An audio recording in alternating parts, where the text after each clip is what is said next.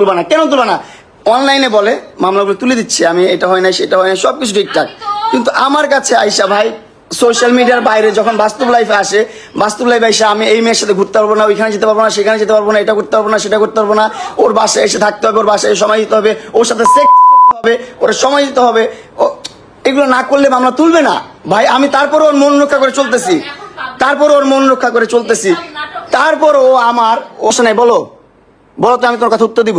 তুমি তোমার বেডরুমে আনছো, তোমার বেডরুমে অ্যাক্সেস, হ্যাঁ তোমার বেডরুমে ঘুম পাড়াইছো আমাকে সারা রাত, তুমি আমাকে অবশ্যই লাইভ দেখে। আচ্ছা আচ্ছা ভাই, আমি জানি না আপনারা কি করবেন ভাই, আবার আপনারা কিভাবে নিচ্ছেন। অনেক কষ্টে থেকে এই লাইফটা করতেছে, অনেক কষ্টে থেকে।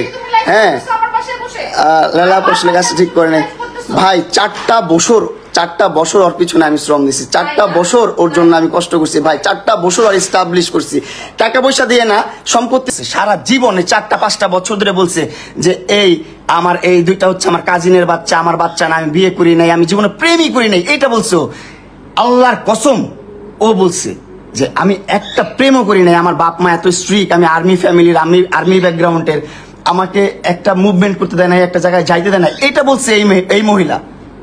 কিন্তু দিন শেষ জানা গেল কি 2টা বিয়ে করছে, প্রেম কত করছে তার তো কোনো হিসাব নাই, দেশ বিদেশ ঘুরে বেড়াইছে, কত কিছু করছে না করছে তার তো কোনো হিসাবই নাই, তার কোনো হিসাব নাই। তারপর 2টা বাচ্চা আমার সাথে কাজিন হিসাবে পরিচয় করাইছে, আমার ভাই বোন বলে ডাকে, এখনো ডাকে ভাই বোন বলে। ঠিক আছে, এখন মানলাম আমি ওর বাচ্চা হয়েছে, বিয়ে হয়েছে, ওর বিয়ে হওয়ার পর আমি বলছি যে ভাই আমি বিবাহিত মহিলা পছন্দ করি না। চুপ থাকো, তুমি আনাইছো, তুমি আনছো তোমার বাসায়, আমাকে তুমি রাতে আনাইছো তোমার বাসায়, আনায় ঘুম পাড়ায় রাখছো আমাকে ঘুম পাড়ায় আমার মোবাইল থেকে সব ধরনের ভিডিও পিকচার সবকিছু নিয়ে গেছো, সবকিছু ট্রান্সফার করছে। কেন ভাই যাবো এখন, কেন ভাই যাবো? কাজ শেষ, ভিডিও নেওয়া শেষ, হ্যাঁ ভিডিও নেওয়া শেষ।